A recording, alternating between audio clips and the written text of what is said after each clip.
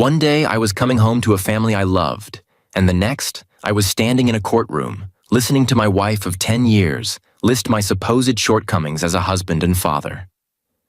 The lies rolled off her tongue as smoothly as honey. Avenue. She was everything I'd ever wanted when we met. Intelligent, ambitious, and magnetic. I never imagined she could turn that ambition into a weapon, nor that she'd point it directly at me. But here we were. The woman I once trusted with my heart had used that trust to destroy me. And the court? The court handed her the keys to my life. Let me tell you, there's nothing quite like the sound of a gavel hitting wood to drive home how powerless you are. Full custody of Sophia went to Ava, as if I was some weekend tourist in my own daughter's life. The judge decided I'd become a walking wallet. Spousal support, child support, and an endless parade of legal fees. I could see the sympathy in the judge's eyes, but sympathy doesn't pay bills. I tried to catch Sophia's eye as she sat quietly in the back, clutching her stuffed bear. She looked confused, maybe a little scared, and who could blame her? She didn't understand why her dad wouldn't be coming home with her. I wanted to run to her, to tell her it would be okay, but the bailiff standing near the door reminded me that wasn't my right anymore. As Ava walked past me on her way out, she leaned in close enough for only me to hear. "You should have known better, Stephen," she said, her voice low and smug. I didn't reply.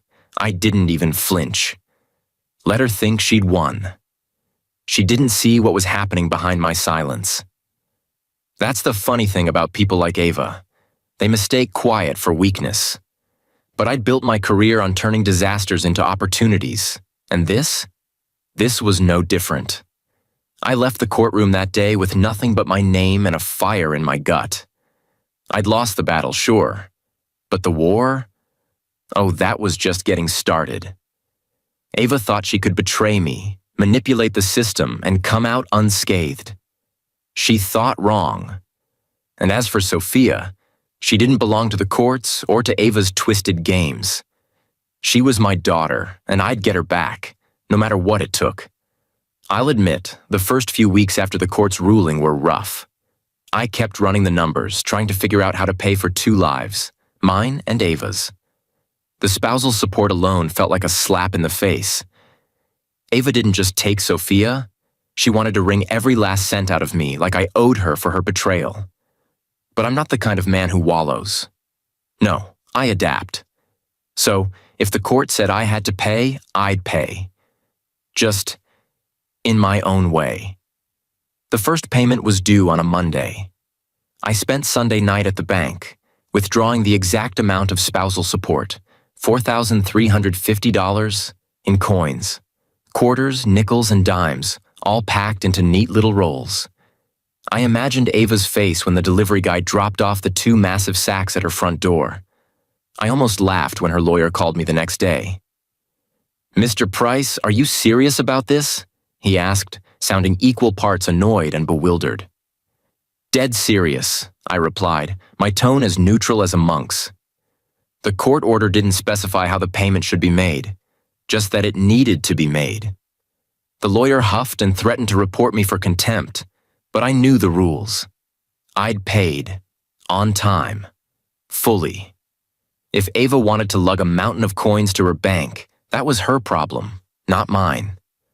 I got creative after that.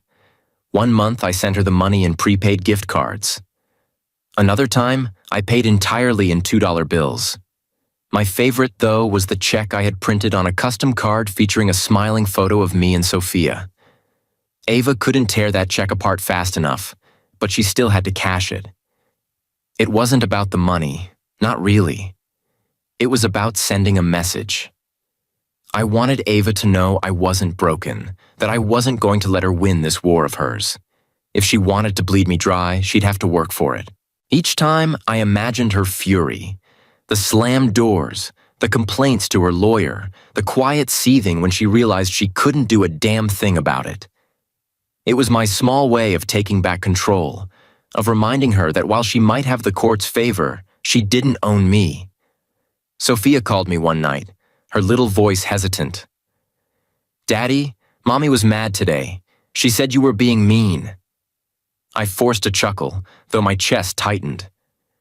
Sometimes grown-ups don't get along, sweetheart, I said. But don't you worry. Daddy's just making sure things are fair. I hung up and stared at the ceiling for a long time that night. Sophia didn't deserve any of this. But Ava?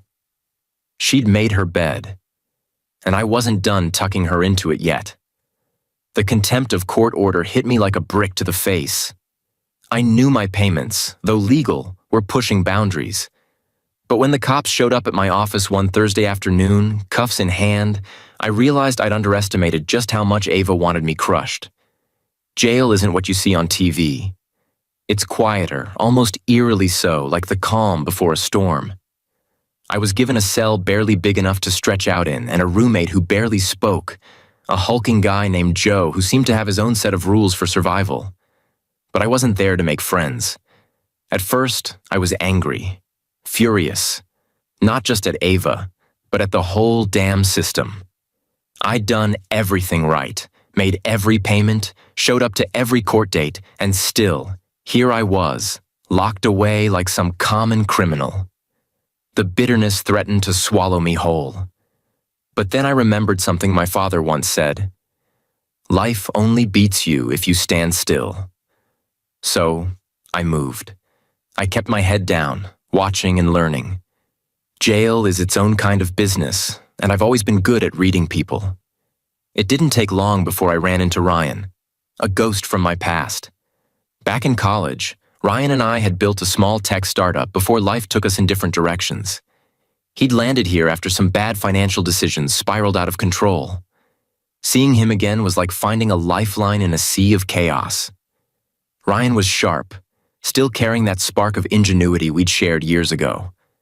Over late-night conversations and whispered strategy sessions, we began to plot. Not just my survival, but something bigger. My revenge. Ava thought she'd buried me, but all she'd done was force me underground, where the soil was fertile for ideas.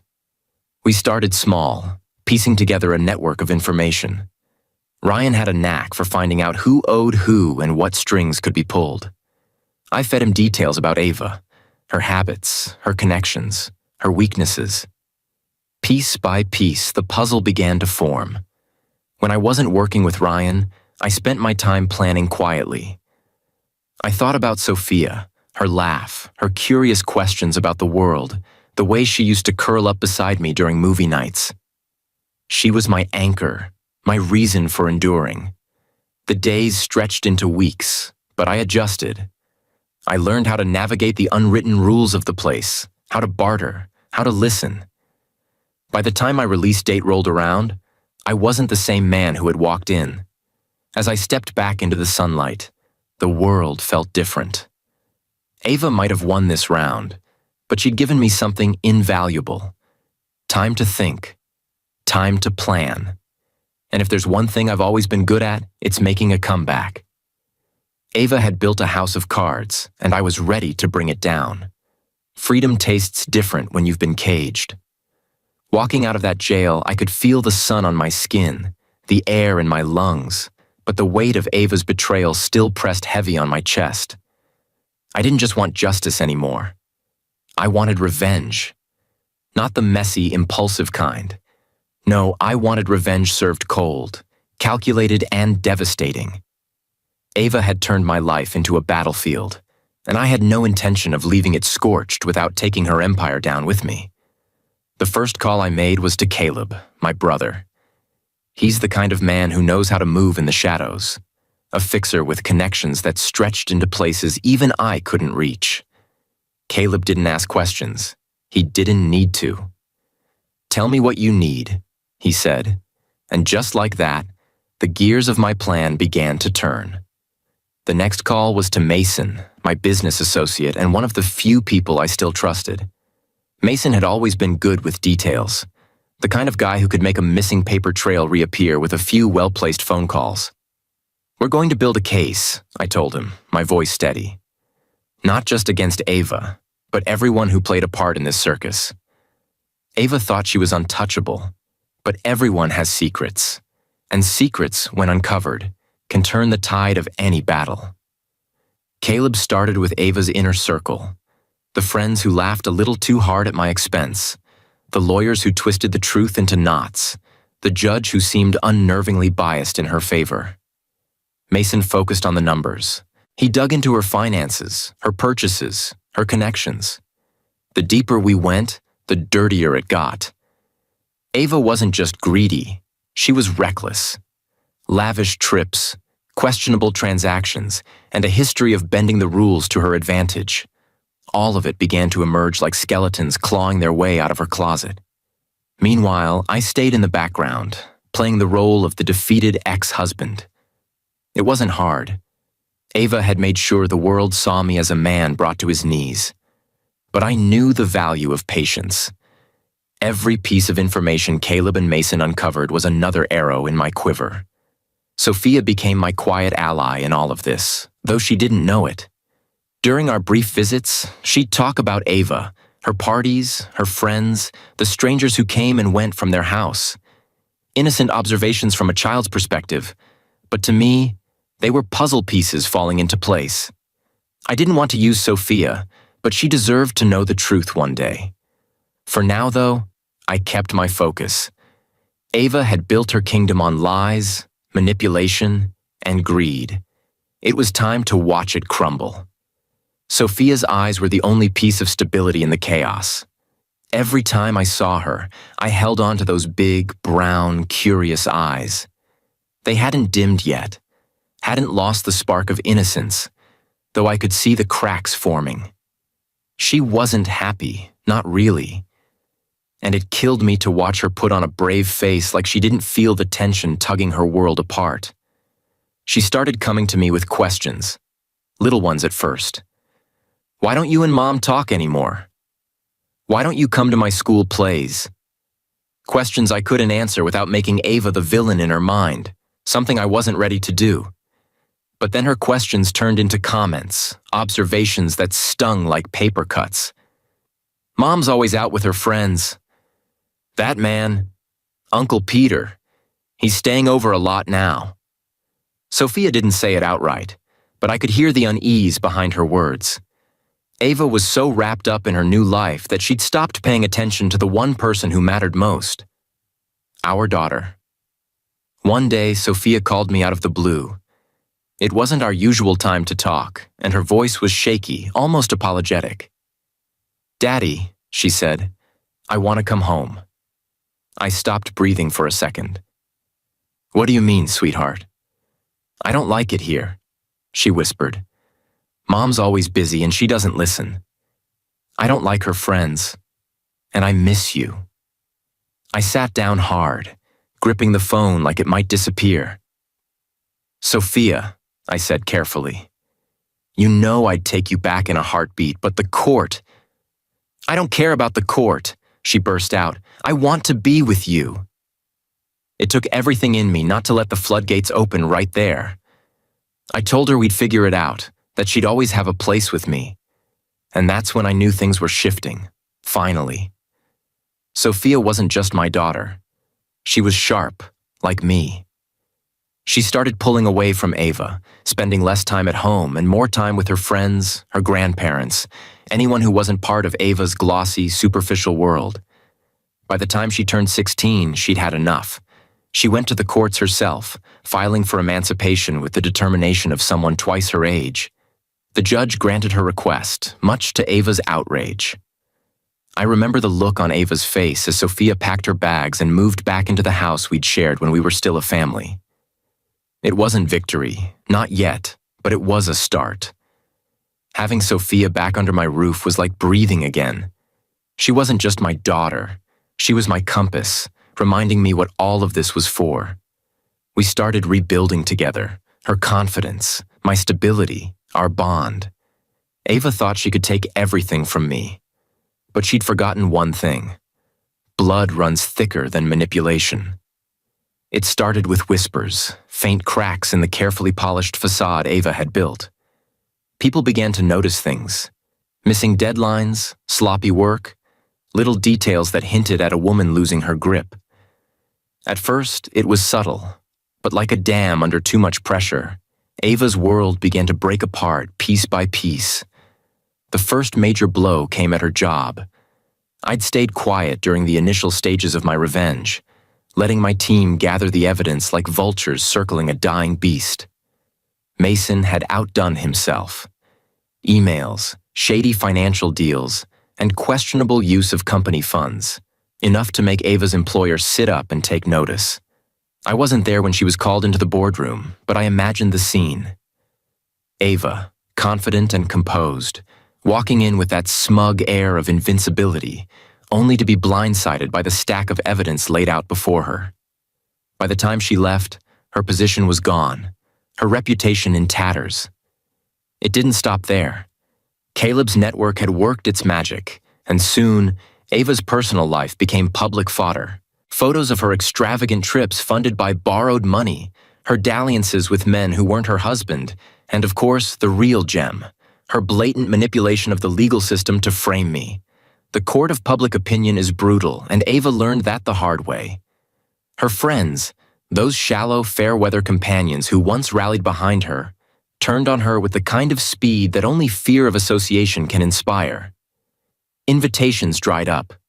Parties were held without her. Even the parents at Sophia's old school avoided her, whispering behind their hands whenever she walked by. I'd like to say I felt sorry for her, but that would be a lie. Ava had built her kingdom on lies, manipulation, and greed, and now she was reaping the rewards of her labor. By the time she lost the house, it almost felt anticlimactic.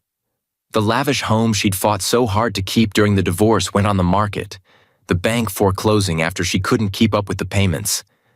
I knew the irony wasn't lost on her. Living beyond her means while draining me of mine had finally caught up with her. Sophia, to her credit, didn't gloat. She could have thrown it in Ava's face, but instead, she maintained a quiet dignity that made me prouder than ever. "She's still my mom," she said once, her voice soft but firm. But she made her choices. And Ava's choices had left her with nothing. By the time the dust settled, she was renting a small apartment on the outskirts of town, living off what little savings she had left. Her name, once associated with success and power, became a cautionary tale whispered at networking events and cocktail parties. I didn't have to lift a finger to finish her. She'd done it all herself.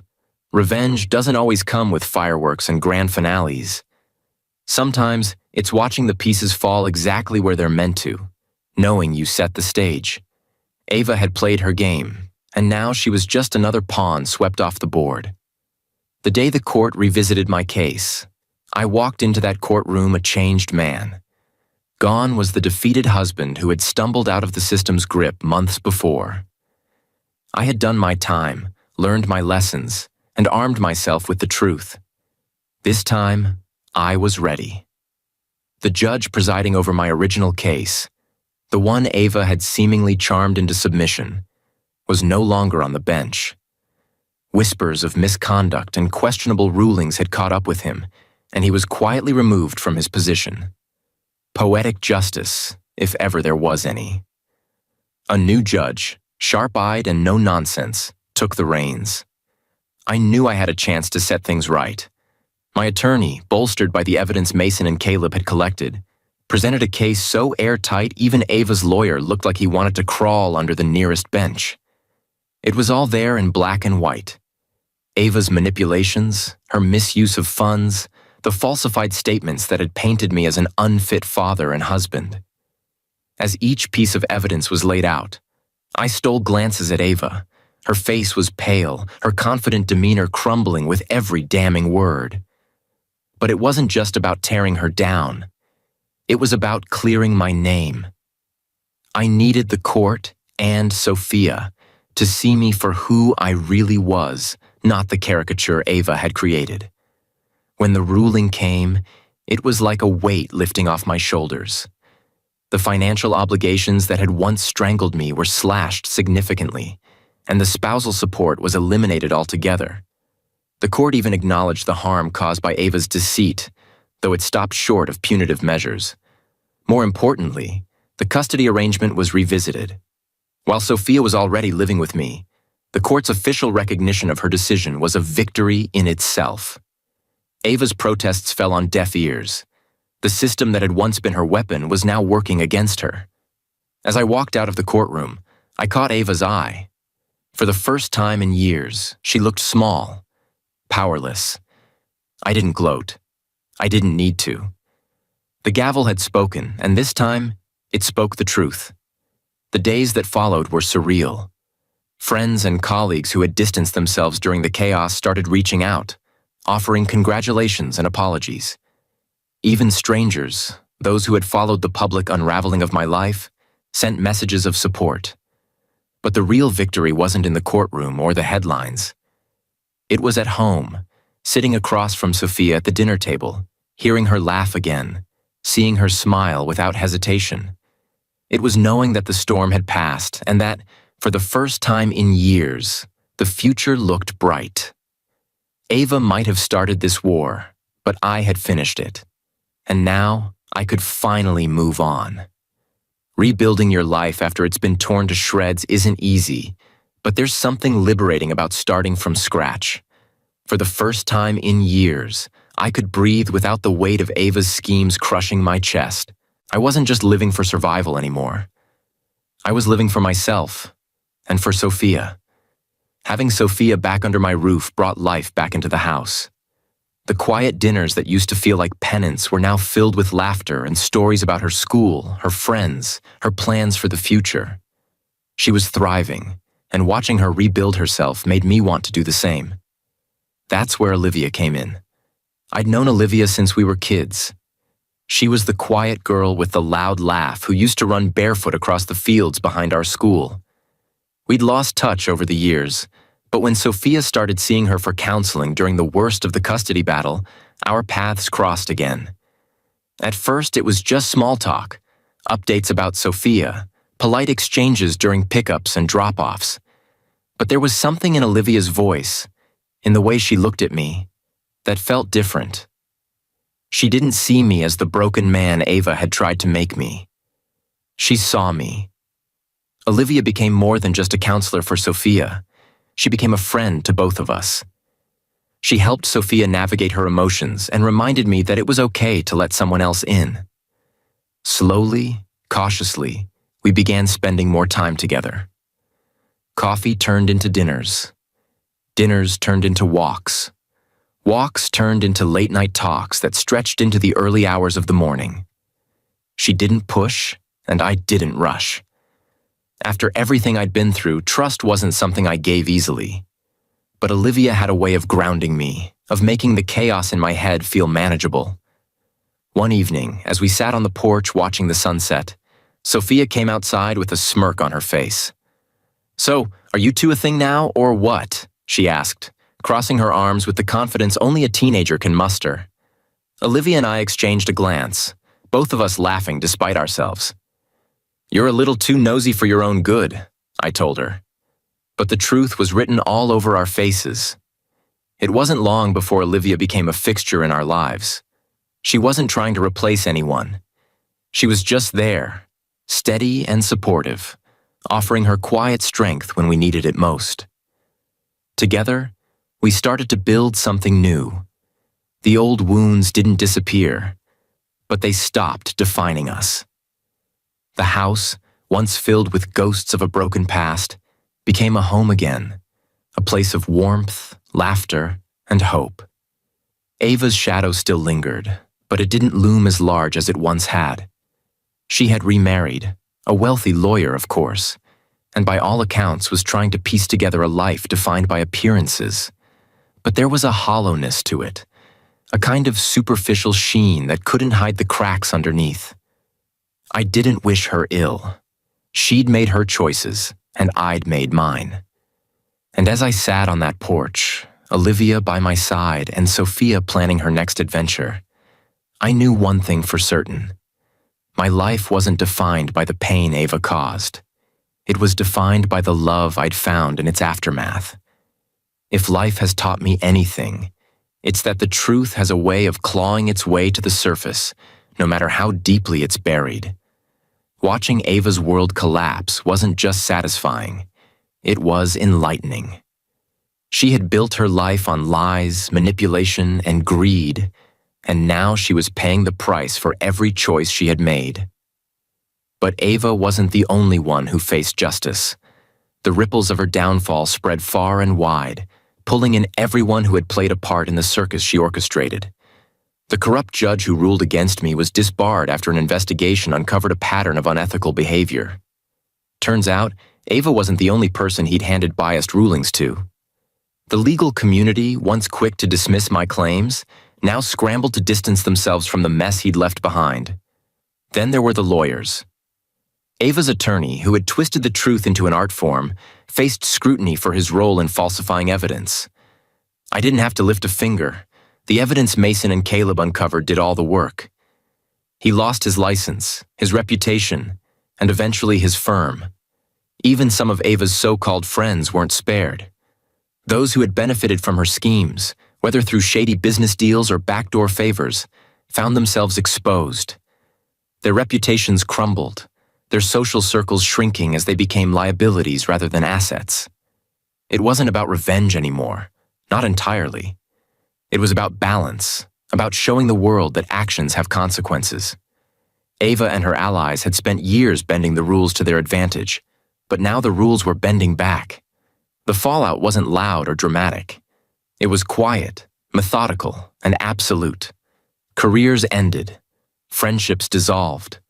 Lives were changed, not by me, but by the weight of their own choices. I made it a point to stay out of the spotlight. This wasn't about gloating or public vindication. It was about reclaiming my life and protecting Sophia's future. Watching justice unfold was enough.